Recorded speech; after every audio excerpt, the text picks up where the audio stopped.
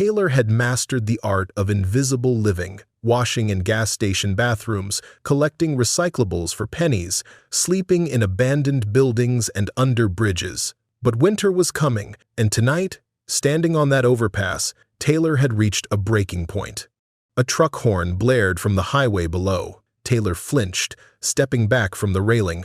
The sound had broken her dangerous reverie. She looked at Iris, the only thing tethering her to this world, and something hardened in her eyes. "Not today," she whispered to herself. Taylor pulled the thin jacket tighter around her shoulders and turned back to the shopping cart. The rain had finally stopped, leaving behind a bone-deep chill that promised frost by morning.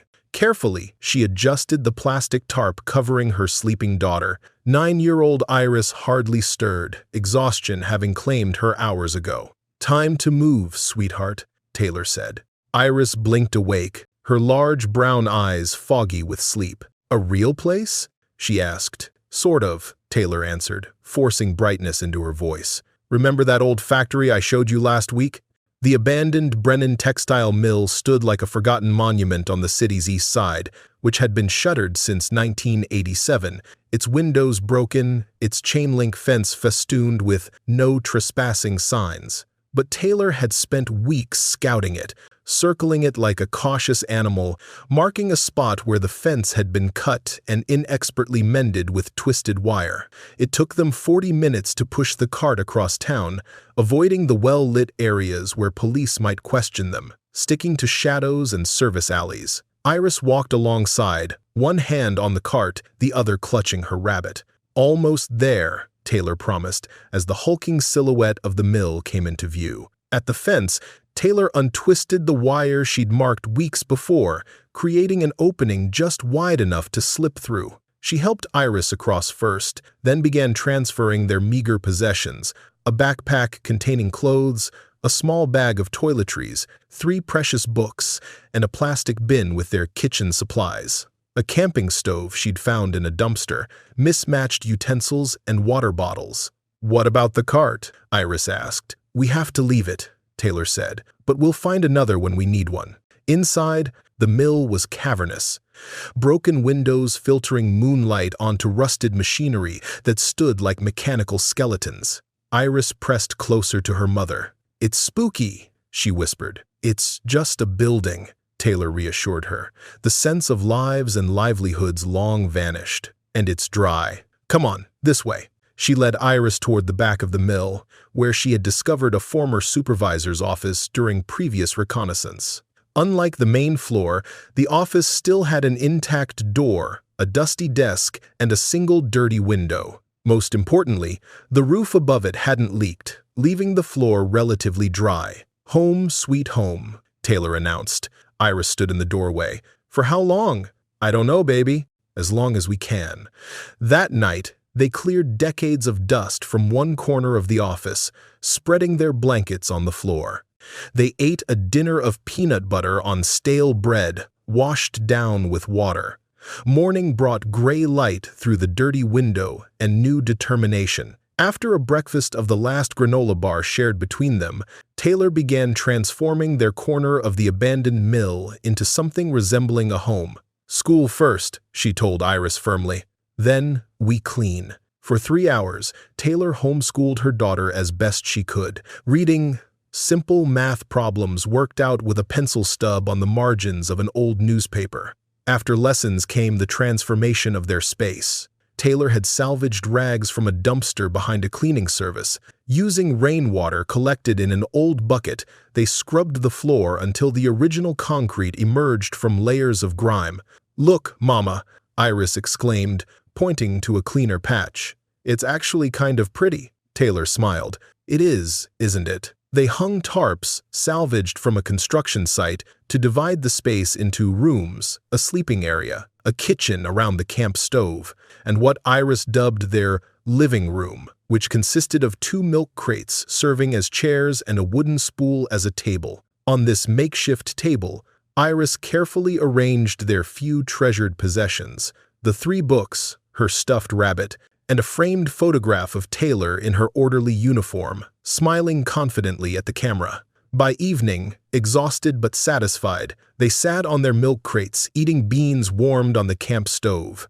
Outside, the mill's broken windows framed a sky turning orange and pink with sunset. "It's not so bad here," Iris offered. "No, it's not so bad. Mama, when do we get to go home? Like, a real home?" Taylor pulled her daughter close. "Baby, home isn't a place. It's us. As long as we're together, we're home." Over the next 3 months, they established a routine. Mornings were for lessons, using books borrowed from the library. Afternoons, Taylor would leave Iris, old enough now to stay alone for short periods, while she hustled for money. She collected cans for recycling, did odd jobs paid in cash, cleaning gutters for an elderly man, helping a small restaurant prep vegetables in the back alley, holding signs on street corners for going out of business sales. Each day blended into the next. They became experts at invisibility, part of the city's backdrop. Taylor learned which dumpsters yielded edible discards, which cops looked the other way, which church served meals on Wednesdays. She memorized the schedules of public bathrooms, the locations of outdoor spigots where water bottles could be refilled, the places where free Wi-Fi signals reached outside library walls so Iris could occasionally watch educational videos on Taylor's ancient smartphone. Winter deepened around them. They plugged drafts in the mill office with newspaper and rags. Taylor borrowed wooden pallets from behind businesses to keep their bedding off the cold floor. On the coldest nights, they burned candle stubs in a metal can for the illusion of warmth, if nothing else. Through it all, Taylor saved. Pennies became dollars, hidden in an aspirin bottle tucked into her bra.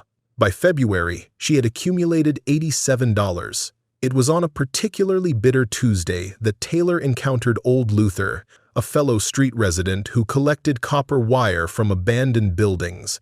They crossed paths behind the Salvation Army, both hoping to be first in line when donations were sorted. "Morning, Viv," Luther nodded, his gray beard stiff with ice crystals. "Got your girl with you?" "At the mill," Taylor replied. "Any copper today?" "Nah, picked clean. But I heard something might interest you. They're auctioning storage units over at Riverside this afternoon. People don't pay their rent, they lose their stuff. Sometimes good pickings, if you've got a few bucks." Taylor considered this. She'd seen such auctions on TV, back when she had a TV. People bidding on abandoned units, sometimes finding treasures worth thousands. "What time?" she asked, her hand instinctively touching the aspirin bottle through her layers of clothing. "You can go there by noon," Luther told her, adding, "Might be worth a look, better than freezing out here all day." At noon, Taylor collected Iris from the mill. "We're going on an adventure," she announced. "What kind of adventure?" Iris asked skeptically. "One that might help us," Taylor said. "There's an auction. Sometimes people find valuable things. Like treasure? Real treasure? Maybe not pirate gold, but something we could sell. Something to help us get through winter." They caught a city bus using 2 of their precious dollars, riding to the edge of town where Riverside Self-Storage occupied a sprawling lot. A small crowd had gathered, perhaps 20 people, mostly men with pickup trucks and vans, clearly professionals who did this regularly. Taylor and Iris stood apart. A bored-looking auctioneer worked his way methodically down a row of units. The bidding was fast, competitive. Units went for hundreds of dollars, far beyond Taylor's means. She began to think they'd wasted bus fare. "Unit 273, the auctioneer announced monotonously. 6 months delinquent, owner deceased, no heirs located. Starting bid, $50. The roll-up door was raised halfway, revealing what appeared to be water-damaged boxes, old furniture, and stacks of magazines. Nothing special. The professional buyers didn't even bother to look closely. $50, the auctioneer repeated. "Do I have 50? Something made Taylor step forward. $50, she said, her voice stronger than she felt. The auctioneer blinked, surprised to hear a bid for such an unpromising unit. $50 going once, twice. Sold to the lady in the green jacket. "Mama, what did you do?" Her daughter whispered urgently. What had she done? Spent over half their savings on what looked like garbage. Taylor's stomach clenched as she handed over the money and received a padlock key and a clipboard to sign. "You have 48 hours to clear it out," the facility manager informed her brusquely. "Anything left after that becomes property of Riverside." As the crowd moved to the next unit, Taylor and Iris stood alone before their purchase. Iris peered inside, her initial excitement fading. "It's just old stuff," she said. "Let's take a closer look," Taylor suggested. The smell hit them first, mildew and abandonment, the musty odor of paper left too long in dampness. Inside, the unit was about 10 feet by 10 feet, crammed with the detritus of someone's forgotten life. Cardboard boxes disintegrated at a touch, spilling waterlogged books, a broken dresser listed to one side, missing 2 drawers. Stacks of National Geographic magazines from the 1970s and 80s formed yellow towers along one wall. In the corner stood an old sewing machine, its metal parts rusted solid. "Mama," Iris looked up. "That was TWA's of food money. Why would you waste it on garbage?" I don't know, baby. I just had a feeling." Iris kicked at a moldy bag of clothes. "We could have bought real food, or a new blanket, or medicine if I get sick again." "I'm sorry," she whispered, fighting back tears. They stood in silence amid the ruined possessions of a stranger, the weight of Taylor's error hanging between them. "Maybe we can still find something to sell," Taylor suggested. "Let's at least look through it all before we give up." Reluctantly, Iris nodded. They began sorting through the unit's contents methodically. The clothes were worthless, moth-eaten, and moldy. The magazines might have had value to a collector if they hadn't been water-damaged. The dresser fell apart completely when Taylor tried to move it. "Look, Mama," Iris called, holding up a small glass paperweight with a preserved butterfly inside. "This is pretty. Someone might buy it. Good eyes, sweetheart. Put it in the keep pile." Their keep pile remained pathetically small. The paperweight, a set of relatively intact ceramic mugs, a silver-plated picture frame, tarnished but salvageable. Nothing that would recoup even a fraction of their $50. As the afternoon wore on, frustration and hunger gnawed at them both. Taylor had packed a single peanut butter sandwich, which they shared sitting on the concrete floor of the unit. "We should go soon," Taylor said, checking the time on her phone. "What about all this stuff?" Iris asked. "We'll take what we can carry. Maybe come back tomorrow for another look." As Taylor gathered their meager treasures into a plastic bag, something caught her eye. The unit's back wall had water stains in an unusual pattern, straight lines, geometric, not natural water damage, which would spread organically. Curious, she moved closer, pushing aside a stack of magazines. The wall was covered in cheap wood paneling, common in the 1970s, but the water stains followed the seams of the panels with strange precision. Taylor pressed her hand against the paneling. It moved slightly. "Iris," she called softly, "come here."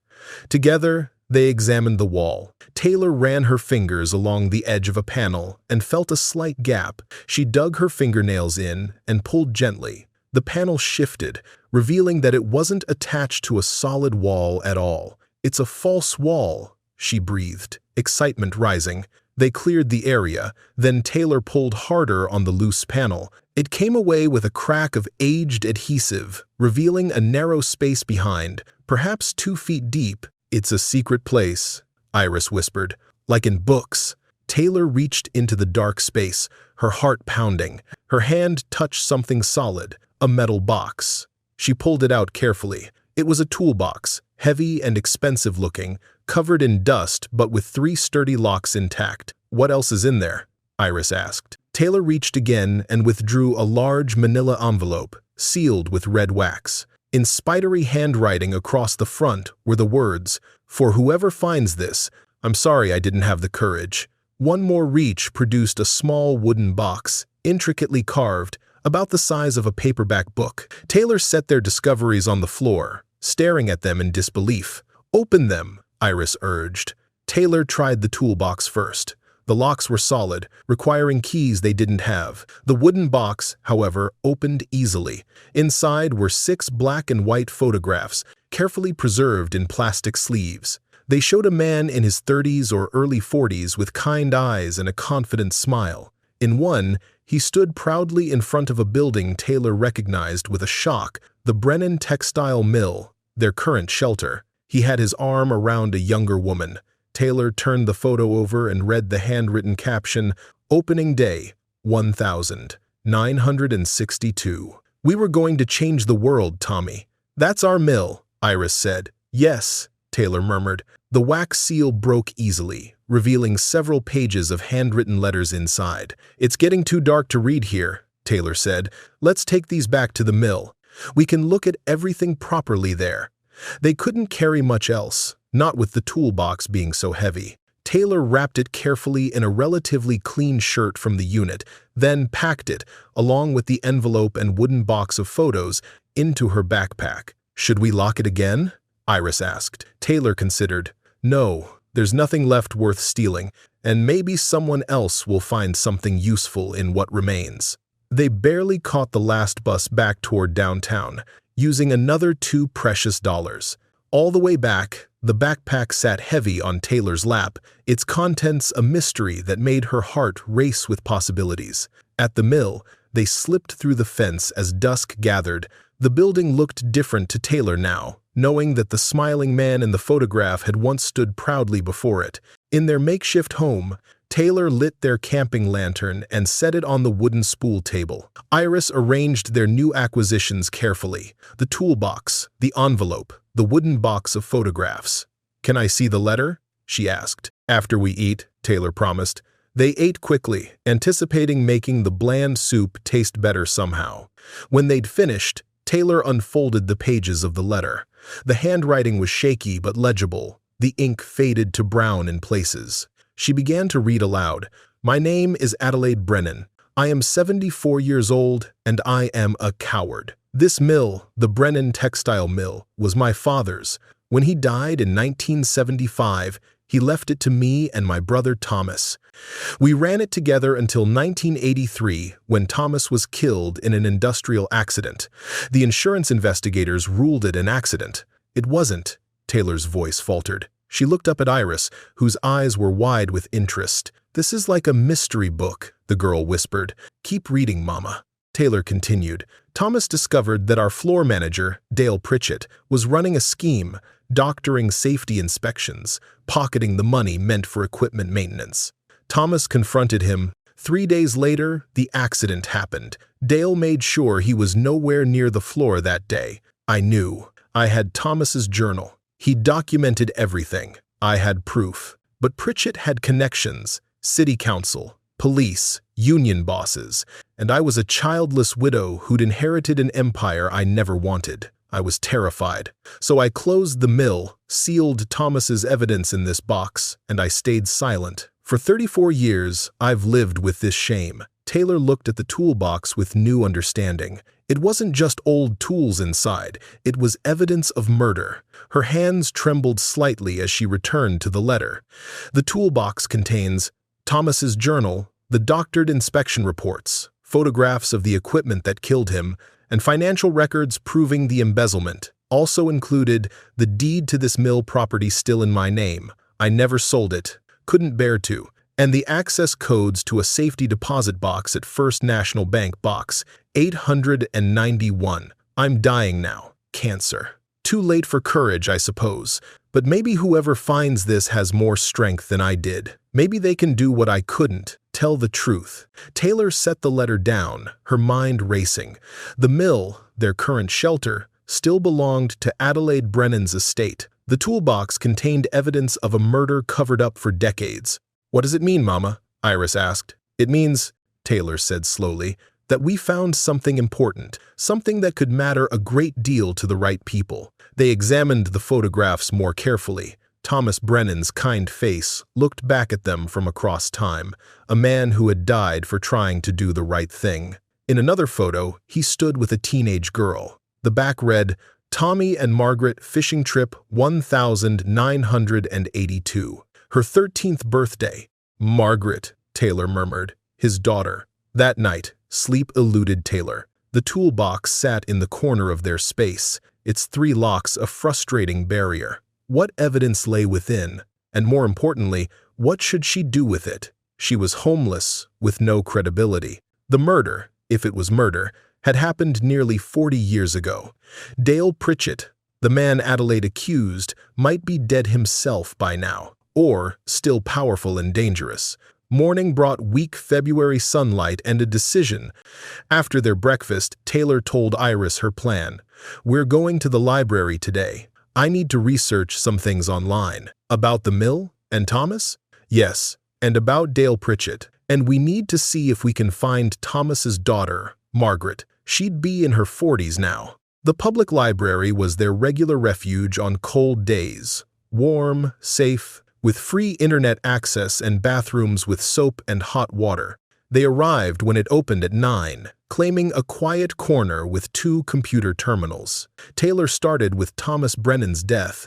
A brief newspaper article from October 1983 confirmed that Thomas Brennan, 43, co-owner of Brennan Textile Mill, had died in an industrial accident involving a weaving machine. Next, she searched for Dale Pritchett. To her surprise, he was very much alive, 79 years old, living in a mansion in the city's affluent Heights neighborhood. After leaving Brennan Mill, he'd become a successful business consultant, eventually having a street named after him in the new business district. The mill property search was equally revealing. It was still listed as owned by the Adelaide Brennan estate, tied up in probate limbo. According to court records, Adelaide had died 18 months ago with no will, leaving the property in legal purgatory. Finally, Taylor searched for Margaret Brennan.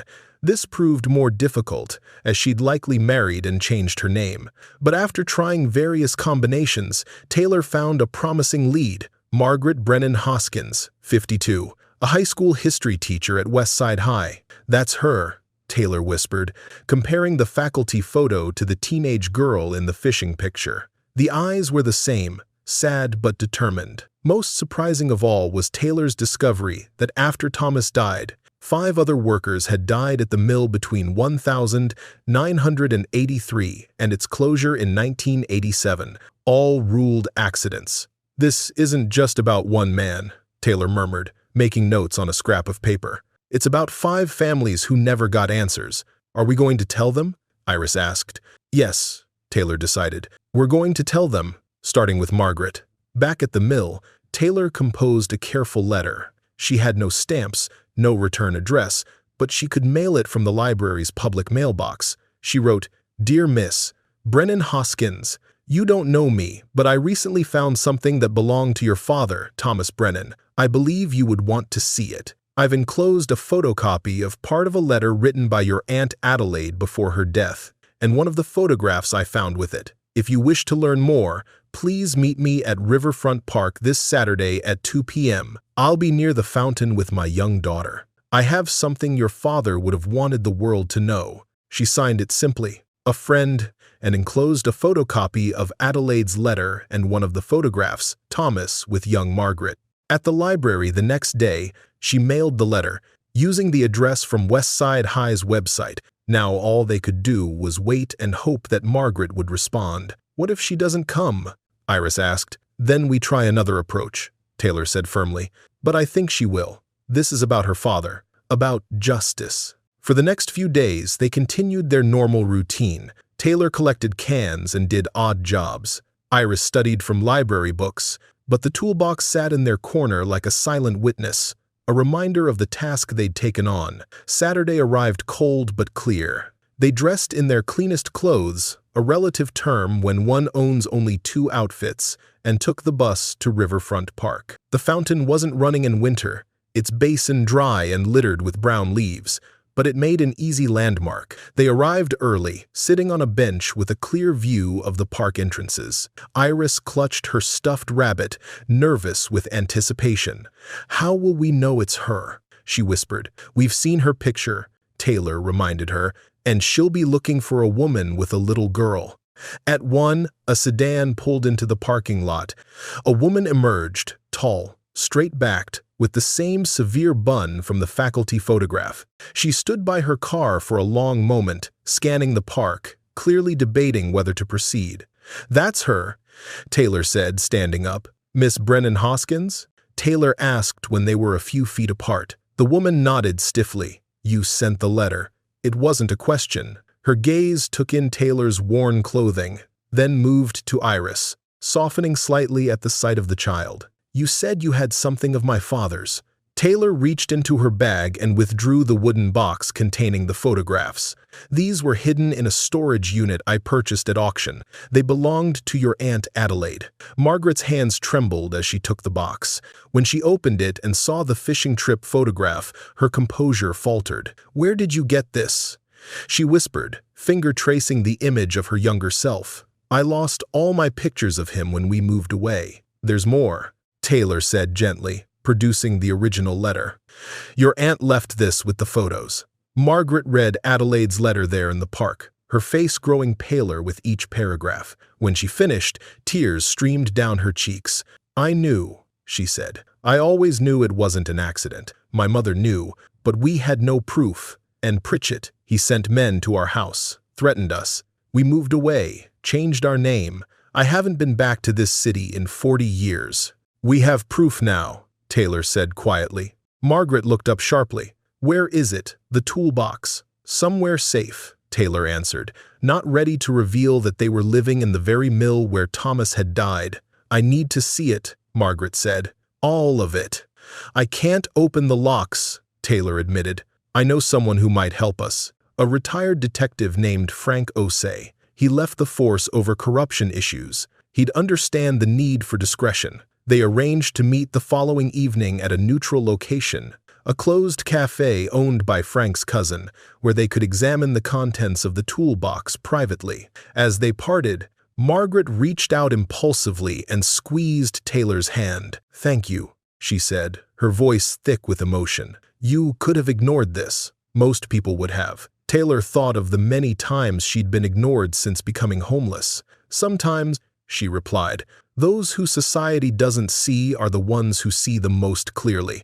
That evening, back at the mill, Taylor tried to process everything that had happened. They had found Margaret Brennan Hoskins, Thomas's daughter, now a middle-aged history teacher who had spent her life wondering about her father's death. Tomorrow they would meet with a retired detective to open the toolbox and examine its contents. Mama? Iris's voice broke into her thoughts. Are we doing something good? Yes, Taylor answered after a moment. I think we are. Even though it happened a long time ago, truth doesn't have an expiration date, sweetheart. I like Miss Margaret. She has sad eyes, like yours sometimes. We've both lost things, I suppose. But now she might get answers, Iris pointed out. That's good, right? Very good. The next day dragged with anticipation.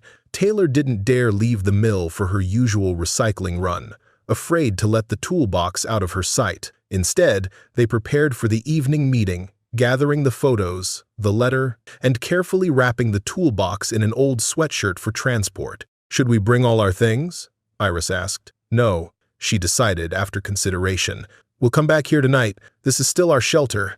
At 6 p.m., they caught a bus to the address Margaret had provided, a shuttered cafe in a mixed-use neighborhood. The sign on the door read, "Closed for renovations," but a light glowed from the back. Taylor knocked in the pattern Margaret had specified. 3 quick taps, pause, 2 more. Margaret opened the door immediately, ushering them inside. The cafe was empty of customers, chairs stacked on tables, but the kitchen lights were on, and a man sat at a back table with various tools laid out before him. This is Frank. Margaret introduced the man, an African-American in his 60s, with watchful eyes and a salt and pepper beard. Frank, this is Taylor and her daughter Iris. Frank Osei nodded. Margaret tells me you found something interesting. It was hidden behind a false wall in an abandoned storage unit. She explained. According to Adelaide Brennan's letter, it contains evidence that her brother Thomas was murdered in 1983. Frank examined the toolbox without touching it. 3 tumbler locks, high quality. These were serious locks for the time period. He looked up at Taylor. You understand what you might be getting into? Pritchett is still a powerful man in this city. I understand, Taylor said, but 5 other workers died after Thomas Brennan. 5 families never got answers. Let me see the letter first. After reading Adelaide's confession, Frank's professional detachment wavered slightly. I remember these cases. I was a rookie then. The department shut down any questions about the mill deaths fast. Too fast. It always felt wrong. I can open this, but I want to be clear about something. If this contains what Adelaide Brennan claimed, it could be evidence in multiple homicides. It would need to be handled properly, through official channels eventually. We just want the truth, Margaret said firmly. Frank nodded and set to work with his tools. It took nearly 20 minutes of careful manipulation before the first lock clicked open. The second followed more quickly. The third was the most stubborn, requiring a different approach and several attempts before yielding with a definitive click. Inside, neatly organized, were exactly the items Adelaide had described. On top lay a leather-bound journal with T. Brennan embossed on the cover. Beneath it were folders labeled with dates, containing what appeared to be inspection reports, some original, some clearly altered. A separate folder held photographs of machinery with handwritten notes pointing out dangerous defects. Financial ledgers showed discrepancies between funds allocated for repairs and those actually spent. But most damning of all was a small tape recorder with a cassette still inside, and a typed note taped to it that read, "Pritchett's admission, the 12th of October 2083. Office conversation recorded without his knowledge." "My God," Margaret whispered. "He had everything.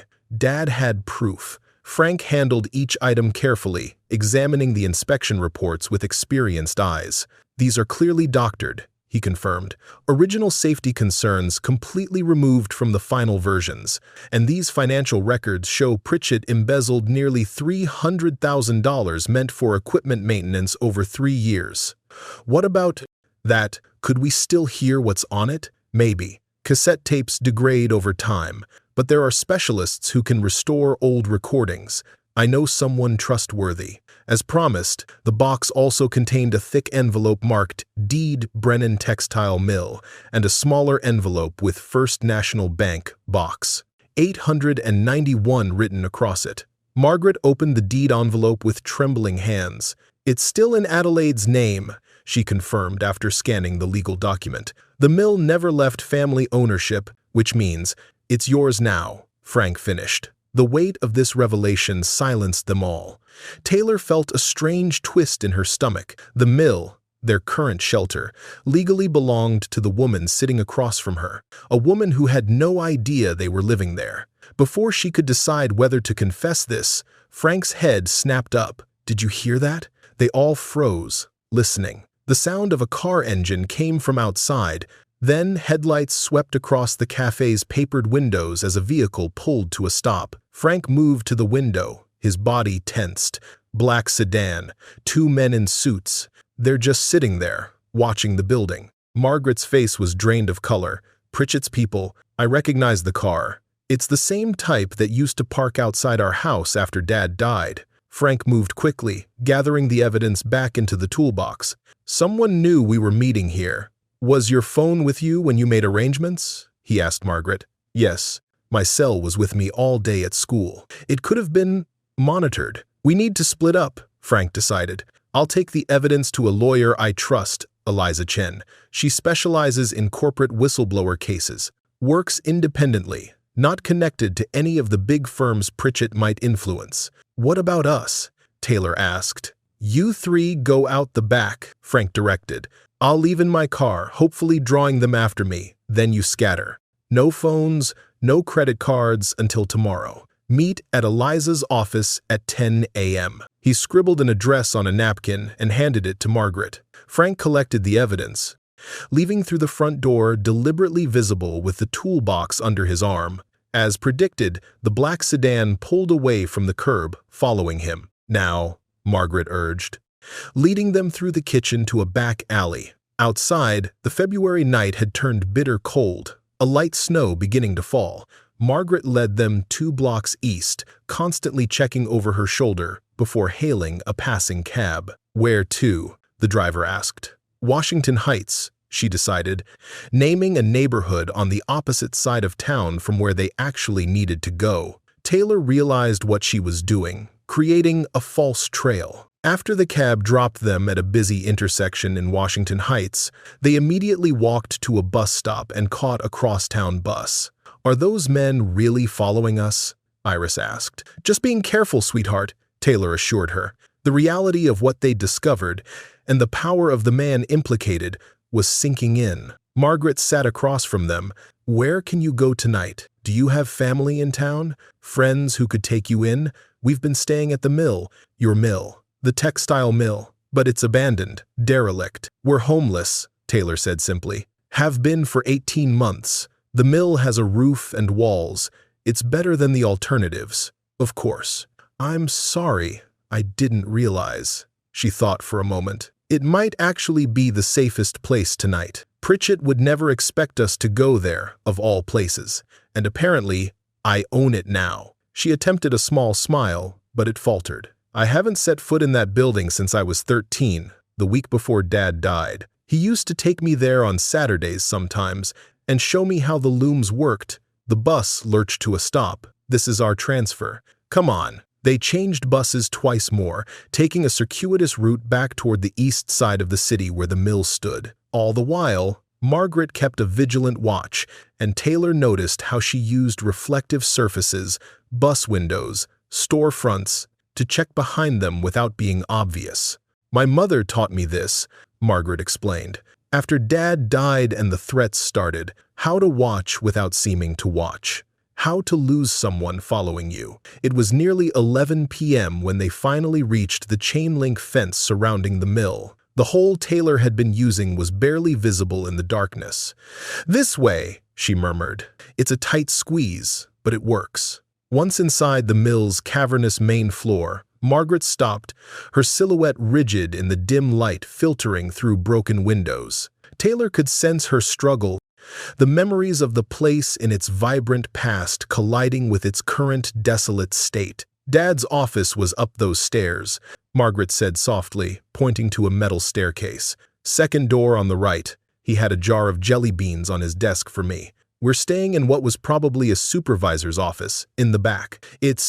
Well, it's not comfortable, but it's safe." She led the way through the debris-strewn floor, Iris holding tightly to her hand, Margaret following like a sleepwalker. When they reached the office that had become their home, Taylor felt a stab of shame at its obvious poverty. The blankets piled on wooden pallets, the milk crate furniture, the camping stove, their few possessions neatly arranged to create an illusion of normalcy.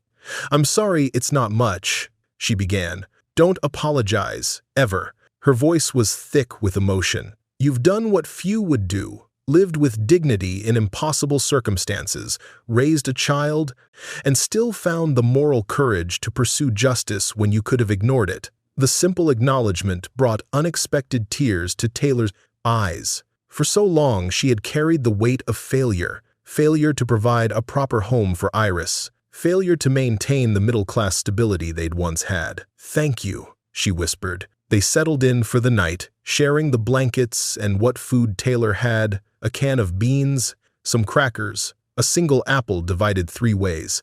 Margaret insisted on taking the floor, giving Taylor and Iris the pallet bed. "Will Frank be okay?" Iris asked. "Frank knows what he's doing," Margaret assured her. "He was a detective for 30 years, and he's just taking evidence to a lawyer, not doing anything illegal." But her tone lacked conviction, and Taylor knew they were all thinking the same thing. Dale Pritchett had apparently ordered 1 murder and covered up 5 more. What would he do to prevent that truth from coming to light after all these years?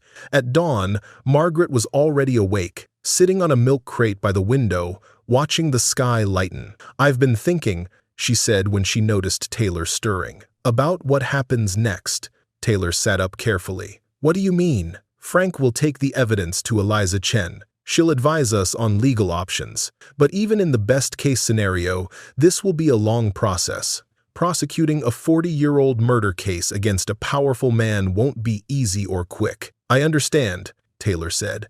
"Meanwhile," Margaret continued, "there's the immediate issue of you and Iris." She gestured around the office. "This isn't sustainable, especially now that you're involved in what could become a high-profile case. We've managed. You have," remarkably, Margaret acknowledged. But you shouldn't have to just manage.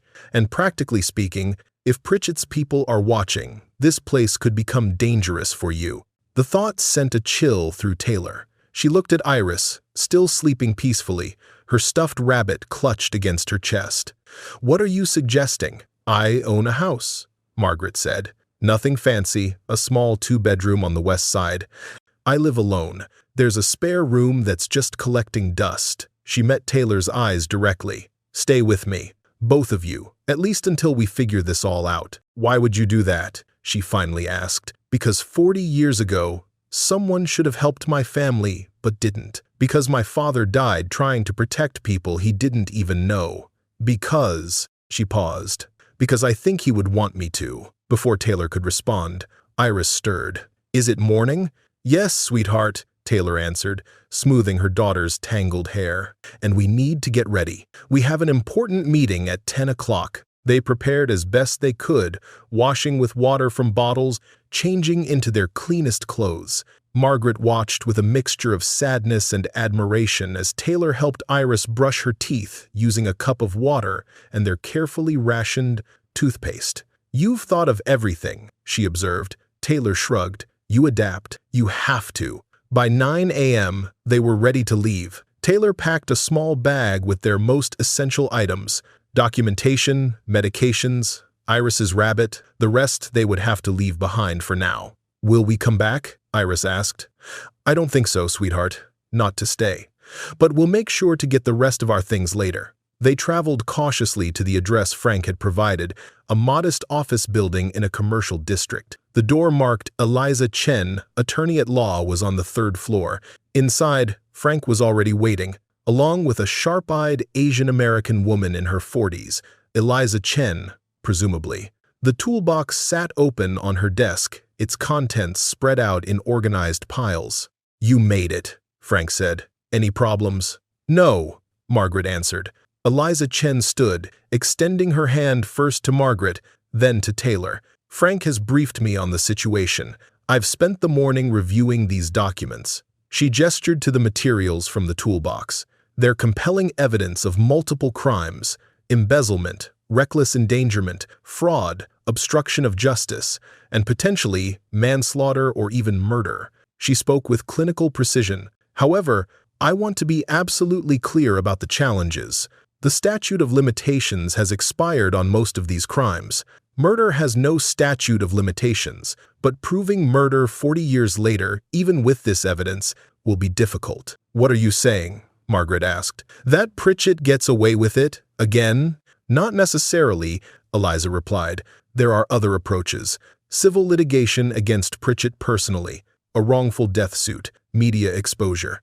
These options don't result in prison time, but they could achieve a measure of justice, public acknowledgement of wrongdoing, and possibly financial compensation to the families of those who died." "The families," Taylor murmured.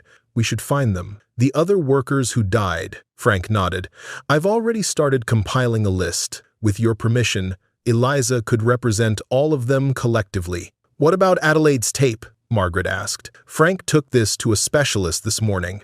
They're trying to restore it, but after 40 years, there's significant degradation. We may not get anything usable." The conversation continued, delving into legal strategies, potential timelines, the strengths and weaknesses of their case. Throughout it all, Iris sat quietly in a corner chair, drawing on paper Eliza had provided. Finally, Eliza addressed a topic that had been hovering unspoken. "There's also the matter of the safety deposit box at First National Bank. According to Adelaide's letter, it's box 891.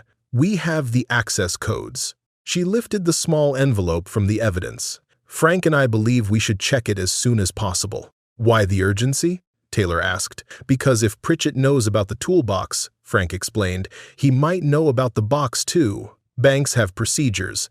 But safety deposit boxes aren't impenetrable, especially if someone has influence. They agreed to go immediately. First National Bank was only a few blocks away, its grand stone facade a testament to old money and established power. Inside, Taylor felt acutely aware of her shabby appearance amidst the polished marble and mahogany. But Eliza, with her confident manner and professional attire, handled the interaction smoothly, presenting Adelaide's letter, the access codes, and explaining that Margaret was Adelaide's heir. After verification, they were escorted to the vault area. Box 891 was larger than Taylor had expected, about the size of a small suitcase.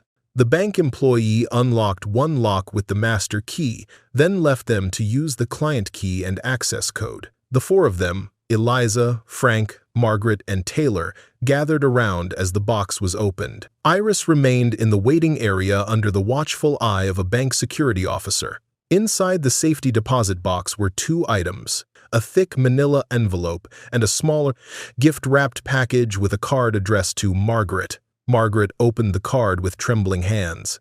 Inside, in the same spidery handwriting as the original letter, it read, "My dear Margaret, if you're reading this, someone finally found the courage I never had. This money was meant to be your inheritance, your father's legacy. Thomas wanted it for your education, your future. I couldn't face giving it to you all those years ago. Blood money, I thought. Use it, however, brings you peace. And please know, I am sorry I wasn't strong enough to protect your father's memory. Adelaide." The manila envelope contained cash, a substantial amount, all in older bills. Frank counted it quickly. $47,000, he announced, his eyebrows raised.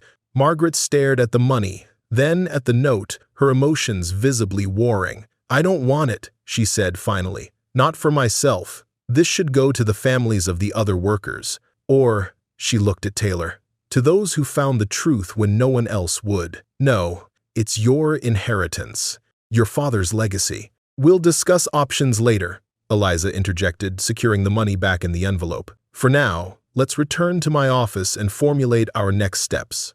Back in the sunlight outside the bank, Taylor felt a strange sense of unreality. In less than 48 hours, their lives had transformed completely, from the desperate routine of survival to the center of a decades-old murder conspiracy. And now there was money involved, further complicating the moral landscape. She glanced at Iris, who was skipping slightly ahead with Margaret, pointing out shapes in the clouds. Despite everything, her daughter seemed more carefree than she had in months. As they approached Eliza's office building, Frank suddenly stiffened, his hand going to Taylor's arm. "Don't react," he murmured, "but the black sedan is across the street, two men watching the building." Taylor's heart jumped into her throat. She casually called to Iris, who came running back to her side. Margaret saw the car too, her face paled, but she maintained her composure. "Side entrance," Eliza directed calmly, guiding them down an alley to a service door. Inside, they took freight stairs to her office, entering through a back door. "They're getting bolder," Frank observed grimly, "which means they're desperate. That's good and bad news." "How is it good?" Taylor asked. "It means they're scared of what we found," Frank explained.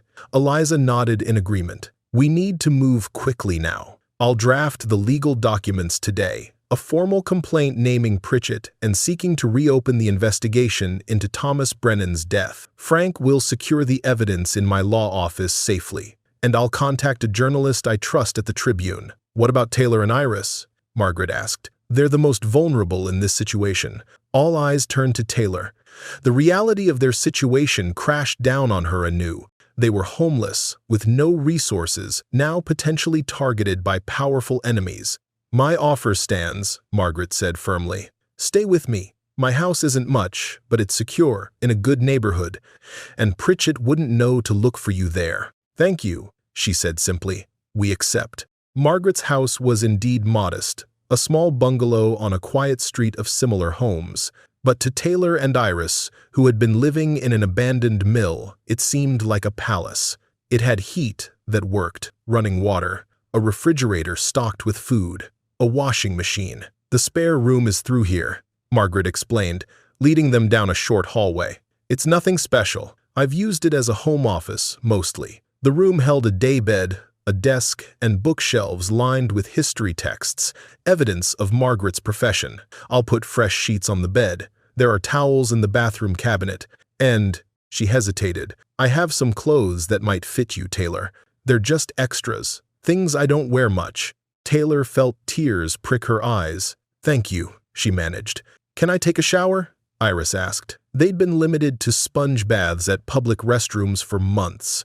Of course, Margaret smiled. Take as long as you like. There's plenty of hot water. While Iris showered, singing softly to herself in delight, Taylor stood awkwardly in the living room, acutely aware of the contrast between herself and the comfortable, if simple, surroundings.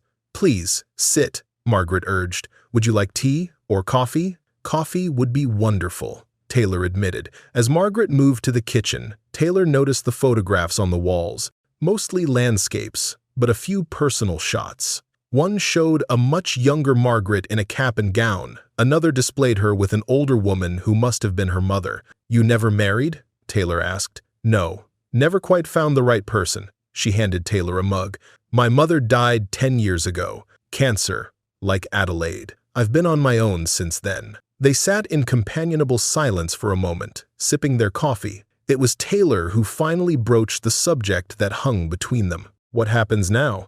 With Pritchett, I mean. Eliza thinks we should proceed on multiple fronts simultaneously. File the civil suit, contact the other families, approach the media, and, she hesitated, potentially confront Pritchett directly with a lawyer present to offer him a chance to come clean before it all becomes public. Is that safe? Eliza believes it might be the most effective strategy. At 79, facing public disgrace and financial ruin, Pritchett might choose to confess rather than fight a protracted legal battle that would destroy his legacy regardless of outcome. The conversation paused as Iris emerged from the bathroom, wrapped in a towel, her hair dripping but her face glowing with happiness. Mama, the shower has THRE settings, and the soap smells like lemons, Margaret laughed. I'll find you something to wear, she offered, disappearing into her bedroom and returning with a soft t-shirt. This will be big on you, but it should work as a nightgown for now. After Iris was dressed and settled in the spare room, exploring the bookshelves with delight, Taylor finally allowed herself the luxury of a shower. Standing under the hot spray, she wept silently. Tears of relief, exhaustion, and a complex mixture of emotions she couldn't fully name. The simple pleasure of being clean, truly clean, overwhelmed her. That evening, they shared a simple meal of pasta and salad. Margaret, it turned out, was not much of a cook. I'm usually just feeding myself, she explained apologetically. It's perfect, Taylor assured her. After dinner, as they sat in the living room, Eliza called with an update. The tape from the recorder had been partially restored. It wasn't as damning as they'd hoped, no outright confession, but it did capture Pritchett discussing the doctored inspection reports, saying, "What Thomas doesn't understand is that sometimes corners need cutting. Business isn't about coddling workers. It's about profit margins. It's not enough for a criminal case," Eliza explained. "But combined with the doctored reports and financial evidence, it strengthens our civil claim considerably." She also reported that she had successfully filed the initial paperwork for a wrongful death suit and had scheduled a meeting with a Tribune journalist for the following day. "What about the other families?" Margaret asked. "Frank's located 3 of them so far," Eliza replied. "He's approaching them carefully, explaining the situation. 2 have already expressed interest in joining the suit. Progress was being made. But for Taylor, another concern loomed larger. What would happen to Iris and herself after this was over? Margaret's generosity couldn't and shouldn't be indefinite. They needed a long-term solution, a way back to stability. The question kept her awake that night, even in the unfamiliar comfort of a real bed. Beside her, Iris slept deeply, her breathing even and peaceful in a way Taylor hadn't witnessed in months. Morning brought new developments. Frank arrived early, bringing donuts for breakfast and news. The Tribune journalist had agreed to meet them at 2 p.m. This reporter, Jake Miller, has a reputation for integrity, Frank explained. He's done investigative pieces on corporate malfeasance before. If he takes this story, Pritchett won't be able to bury it. Will I need to talk to him? Taylor asked. I'm just the person who found the letter. I don't know anything about the mill or what happened back then. You're more than that, Margaret corrected her. You're the person who had the moral courage to pursue this when you could have ignored it. That matters. But no, you don't have to speak to the reporter if you're not comfortable. What about Iris? I don't want her involved in this. She's been through enough. My neighbor, Mrs. Delaney, is a retired elementary school teacher, Margaret suggested. She watches children occasionally. I could ask if she'd stay with Iris this afternoon. The arrangement was made. Mrs. Delaney, a kind woman in her 70s, agreed to watch Iris during the meeting. Iris, delighted by the older woman's collection of children's books and promise of freshly baked cookies, didn't mind being left behind. The meeting with Jake Miller took place at a quiet cafe near the Tribune offices. The journalist was younger than Taylor had expected, early 30s, with alert eyes behind wire-rimmed glasses. He listened intently as Eliza and Margaret presented the evidence and explained the situation. Let me get this straight, he said when they'd finished. Adelaide Brennan, before her death, left evidence that her brother Thomas was murdered in 1983 by Dale Pritchett, who then covered up safety violations that led to 5 more deaths. This evidence was hidden in a storage unit, which was purchased at auction by, he looked at Taylor, by you, Miss Hartley. And now, 40 years later, you're seeking justice for these deaths. That's the essence of it, Eliza confirmed. It's a compelling story. But Pritchett is powerful. He has friends at the paper, people who golf with the publisher. If I run this, I need it to be airtight. We have the inspection reports, Frank pointed, the financial records, the photographs, and the tape, though it's not as definitive as we'd hoped. I'd need to verify all of it, Jake insisted. And I'd like to speak with the families of the other workers who died. We're contacting them now, Eliza assured him. 3 have already agreed to be part of the civil suit. What about Pritchett himself? Jake asked. Will you approach him before publication? Eliza exchanged glances with Margaret. We're considering it, offering him a chance to respond, to tell his side before the story breaks. That's both ethically sound and legally protective. If he declines to comment or denies everything, it strengthens the story. By the end of the meeting, Jake had agreed to pursue the story, but with caution. He would need a week to verify the evidence, speak with the other families, and prepare a comprehensive piece. If everything checks out, he promised, this will be the front page. Pritchett won't be able to bury it. Back at Margaret's house, they found Iris and Mrs. Delaney baking a second batch of cookies. The kitchen was warm with the scent of cinnamon, and Iris's face was flushed with happiness. Mama, we made snickerdoodles, she announced proudly. Mrs. Delaney says I'm a natural baker. The elderly neighbor beamed. She has a good touch with the dough. Don't overwork it. She gathered her things to leave. Anytime you need me to watch her again, just let me know. We had a lovely afternoon. That evening, as they sat in Margaret's living room discussing next steps, Eliza called with unexpected news. Dale Pritchett had learned of their legal filing. His lawyer contacted me, Eliza reported. They're requesting a meeting tomorrow. Just legal representatives, they say, to explore the matter privately before any unnecessary public attention. He's trying to buy us off, Frank growled. Almost certainly, Eliza agreed. But I think we should take the meeting. It gives us a chance to gauge how seriously they're taking the evidence and what they might be willing to concede. The next day brought a snowstorm, blanketing the city in white. Eliza went alone to meet Pritchett's legal team, leaving the others to wait anxiously at Margaret's house. She returned by mid-afternoon, brushing snow from her coat as she entered. Her expression was grim but determined. They offered a settlement, she announced, $5 million, divided among all the families, contingent on complete confidentiality and destruction of all evidence. $5 million? Margaret repeated incredulously. For 6 lives? For 40 years of cover-up? They're scared, Eliza observed. The lawyer, Harvard-educated, custom suit, the works, was trying to appear casual, but he was nervous. They know how damaging this could be. "Did you tell them we're going to the press regardless?" Frank asked. "I explained that my clients are seeking justice, not enrichment, and that the evidence has already been secured in multiple locations." "What did they say to that?" Taylor asked.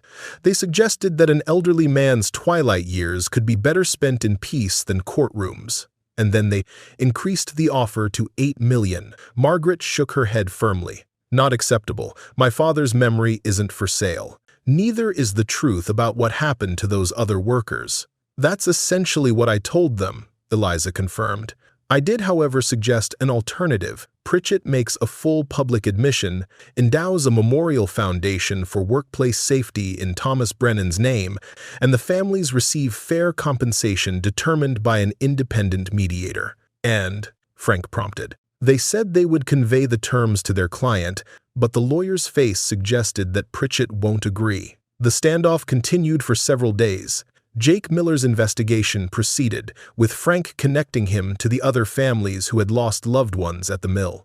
Eliza prepared for both legal scenarios, a settlement on their terms, or a protracted court battle. Meanwhile, Taylor began looking for work. She couldn't continue to depend on Margaret's generosity indefinitely, with Margaret's address as a reference and a carefully crafted explanation of her employment gap. She applied for night custodial positions at several facilities. One evening, a week after they'd first met with Jake Miller, the reporter called with news. "The story is ready," he informed them. "My editor has approved it for Sunday's front page. But there's a development you should know about." They gathered around Margaret's phone on speaker to hear his update. "I approached Pritchett directly yesterday," Jake explained. "Professional courtesy, a chance to comment before publication. He refused to speak with me, but his lawyer called this morning. They're requesting a face-to-face meeting with all parties." "All parties meaning?" Eliza asked. "You, Miss Chen, Margaret Brennan Hoskins, Frank Osei, and, specifically, Taylor Hartley." "Why me? I'm just the person who found the evidence." "That's precisely why," Jake theorized.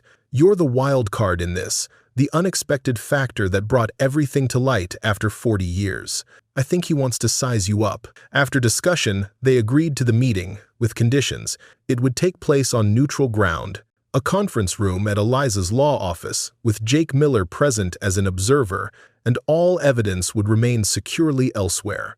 The meeting was set for the following afternoon. Iris would stay with Miss Delaney again, safely away from the confrontation. Morning dawned cold and clear. Margaret was equally tense, pacing her small living room as they waited for Frank to pick them up. "I haven't seen him since I was a child," she confessed. "He came to Dad's funeral, stood right beside my mother and me at the cemetery, his hand on my shoulder, telling everyone what a tragedy it was, what a great man my father had been.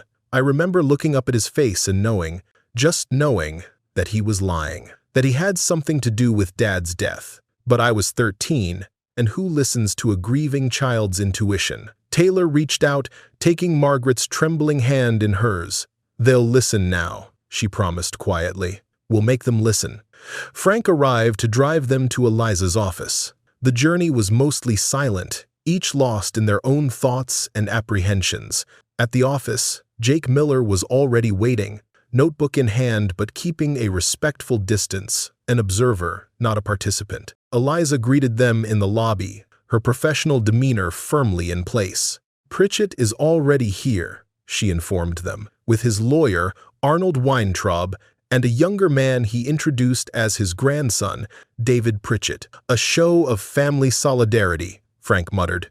"Be prepared," Eliza warned. "He's likely to try to humanize himself, to make emotional appeals. Don't let him control the narrative." She opened the door, and they entered. Dale Pritchett sat at the far end of the conference table, a tall, thin man with a shock of white hair and piercing blue eyes that betrayed no hint of frailty despite his 79 years. Beside him sat a distinguished-looking man in an expensive suit, Weintraub, presumably, and a younger man in his late 20s, wearing a similar suit but looking distinctly uncomfortable.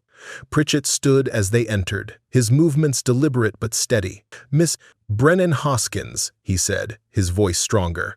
"You look very much like your father." Margaret stiffened but said nothing as they took their seats across the table. Pritchett's gaze moved to each of them in turn, finally settling on Taylor. "And you must be Miss Hartley," he said, studying her with uncomfortable intensity. "The woman who found Adelaide's materials." Taylor met his gaze directly. "I am. A fortunate discovery for you. One might almost call it convenient." Eliza intervened. "Mr. Pritchett, you requested this meeting. What exactly do you wish to discuss?" "I'm here to put an end to this unnecessary spectacle before it harms any more lives." "Unnecessary spectacle?" Margaret repeated. "6 men died. One of them was my father." "Accidents happen in industrial settings," Pritchett replied. "Tragic, yes, but not criminal. Adelaide was confused in her later years, imagining conspiracies, nursing old grudges." "The evidence suggests otherwise," Frank countered. "The doctored inspection reports, the embezzled maintenance funds, Thomas Brennan's detailed documentation of your scheme." Pritchett's lawyer leaned forward. "Alleged evidence. 40-year-old papers that could have been altered by anyone. A recording so degraded it's barely intelligible. None of it would stand up in criminal court." "Perhaps not," Eliza conceded. "But in civil court, in the court of public opinion, with 6 families testifying about the loved ones they lost, I think you'll find the impact quite different." "What exactly do you want?" Pritchett finally asked. Margaret answered before Eliza could. "The truth. A public acknowledgement of what you did. A memorial foundation in my father's name for workplace safety, and fair compensation to the families, determined not by you, but by an independent mediator." "Impossible," Pritchett's lawyer interjected. "My client maintains his innocence. Any settlement would be purely humanitarian, with no admission of wrongdoing." "Then we have nothing to discuss," Margaret replied, starting to rise. "Wait." It was the grandson who spoke, earning a sharp look from both Pritchett and the lawyer. He seemed to struggle internally before continuing. "Grandfather, maybe we should consider their terms." "David," Pritchett warned, "this isn't your concern." "It is," the young man insisted. "It's my future too. Pritchett Consulting bears our name, my name. Whatever comes out in this lawsuit, in the press. It affects me too." He turned to Margaret, his expression earnest. "I never knew about any of this. I was born after the mill closed. But if what you're saying is true," he glanced at his grandfather, "then we owe you more than money. We owe you the truth." Dale Pritchett's face hardened, but something in his grandson's words seemed to reach him. He stared at the polished surface of the conference table for a long moment, then raised his eyes to meet Margaret's. "What would you have me say?" he asked. "That I cut corners? That I diverted funds? Fine. I did those things. Business was struggling. The textile industry was dying. We were facing competition from overseas that we couldn't match. And my father found out," Margaret prompted. "Thomas was an idealist. He didn't understand the realities of business. He threatened to expose everything, to shut us down rather than operate with what he called blood money. Do you know how many jobs would have been lost? Hundreds." "So you had him killed," Frank stated. "No," Pritchett's denial was vehement. "I never ordered anyone's death. I simply ensured that the machine he was inspecting that day wasn't properly secured. I thought it would scare him, maybe injure him enough to make him reconsider. I never intended." "And the other 5 workers?" Taylor asked. "Were they accidents too, or more scares that went wrong?" "Jesus, grandfather," David whispered, his face ashen. "How could you?" The older man's shoulders slumped. "It was a different time," he said. "Sacrifices had to be made for progress, for profit. Human sacrifices," Margaret said. "My father, those other men, their families." Finally, Eliza spoke. "Mr. Pritchett, I believe we have the basis for an agreement here. A full public statement acknowledging your role in the safety violations that led to these deaths. The establishment of a memorial foundation and compensation for the families, as previously discussed." Pritchett looked to his lawyer, who gave a resigned nod. "The alternative is worse," Weintraub murmured. "A public trial, media coverage, potential criminal investigations reopened." "Fine," Pritchett conceded. "Draft the agreement. I'll sign it." As they prepared to leave, Taylor found herself face to face with Pritchett in the hallway outside the conference room. For a moment, they regarded each other, the powerful man brought low by truth and the homeless woman who had helped reveal it. "You could have sold that toolbox and its contents to the highest bidder," Pritchett observed quietly. "A woman in your position, it would have been the logical choice." "Some things aren't for sale, Mr. Pritchett," she replied simply. "Dignity, truth, justice. You spent a lifetime thinking everything and everyone had a price. I'm sorry that you never learned otherwise." She turned away, leaving him standing alone in the hallway, a man confronting the true cost of the fortune he'd built. The agreement was finalized within days. Dale Pritchett signed a detailed confession, acknowledging his responsibility for the safety violations that led to Thomas Brennan's death and the deaths of 5 other workers. He agreed to endow the Thomas Brennan Memorial Foundation for Workplace Safety with $10 million, and he consented to a compensation fund of $15 million to be divided among the families of the victims, including Margaret. The Tribune ran the story on Sunday's front page, just as planned. Jake Miller's meticulous reporting laid out the 40-year cover-up, the discovery of Adelaide's hidden evidence, and Pritchett's eventual confession. The public reaction was immediate and intense. Former Brennan Mill employees came forward with their own stories of unsafe conditions and close calls.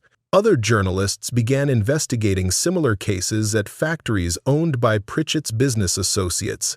The city council launched a review of all buildings and streets named after Pritchett, with many calling for their renaming. For Taylor and Iris, the media attention was uncomfortable but brief. Jake Miller had respected their privacy, mentioning Taylor only as the woman who discovered Adelaide Brennan's hidden evidence, without details about their circumstances. 3 weeks after their discovery in Storage Unit 273, Taylor received a job offer, night custodian at Mercy Hospital, the same hospital where she had once worked as an orderly. The hiring manager didn't recognize her, and Taylor didn't remind him. It was enough to have steady employment again, with health insurance that would cover Iris's asthma medication. With her first paycheck, supplemented by a small advance from Margaret, Taylor secured a modest 2-bedroom apartment above a laundromat. It wasn't glamorous, peeling paint, cracked linoleum, a temperamental refrigerator, but it had heat that worked, running water, and a door that locked. After 18 months of homelessness, it felt like a palace. Margaret helped them furnish the basics: a couch from Goodwill, a folding table with 2 chairs, beds for each of them. Taylor insisted on paying her back eventually, and Margaret didn't argue, understanding her need for independence. From the settlement, Margaret received $2.5 million as Thomas Brennan's heir. She immediately donated $1 million to various homelessness relief organizations, saying simply, "I've seen firsthand how easily it can happen to anyone." With another portion, she established a small scholarship fund for Iris's future education. "Thomas would have wanted this," she told Taylor when she tried to object. "My father believed in education more than anything. Let him help one more child, even if he never got to see me grow up." The mill property, now legally Margaret's, became the center of a community revitalization project. Rather than selling to developers, she worked with the local historical society to preserve part of it as a memorial museum documenting the workers' lives and deaths. The rest would be converted into affordable housing, a fitting tribute to Thomas Brennan's concern for working families. Dale Pritchett never faced criminal charges. As Eliza had predicted, the statute of limitations had expired on most of his crimes, and proving murder 40 years later, even with his confession, wasn't legally feasible. But his reputation was destroyed. His company lost clients. His charitable foundation board asked him to resign. His country club membership was quietly revoked. His grandson David assumed control of the family business, renaming it and instituting rigorous ethics and safety policies. 6 months after finding the storage unit, Taylor's life had found a new stability. It wasn't affluence. She still worked nights, still budgeted carefully, still shopped sales and saved pennies. But Iris was enrolled in public school, making friends, thriving. Her asthma was under control with regular medication. They had enough to eat, warm clothes, and a roof that didn't leak. Margaret became a regular visitor, often bringing books for Iris or joining them for simple meals. The unlikely friendship forged in crisis had deepened into something like family, the history teacher and the hospital custodian, connected by fate and shared purpose. On a Tuesday evening in late summer, Taylor returned home from work exhausted after a particularly grueling shift. The apartment was still mostly empty. They were adding furnishings slowly, as they could afford them, but it was clean and orderly. Iris was doing homework on the floor, the old stuffed rabbit still her constant companion. She looked up as her mother entered. "Mama, I got a 95 on my math test." Taylor collapsed beside her daughter, pulling her close. Despite her exhaustion, pride swelled in her chest. "I'm so proud of you, baby." They sat in comfortable silence for a moment, Taylor's eyes drifting closed with fatigue. Then Iris asked, "Do you think Adelaide is proud of us?"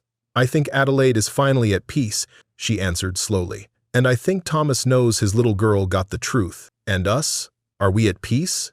Taylor looked around their tiny apartment, the peeling paint, the cracked linoleum, but also the homework spread on the floor, the photographs they'd begun to collect on the walls, the groceries in the refrigerator. A home. Not grand, not perfect, but theirs. "Yeah," she said softly.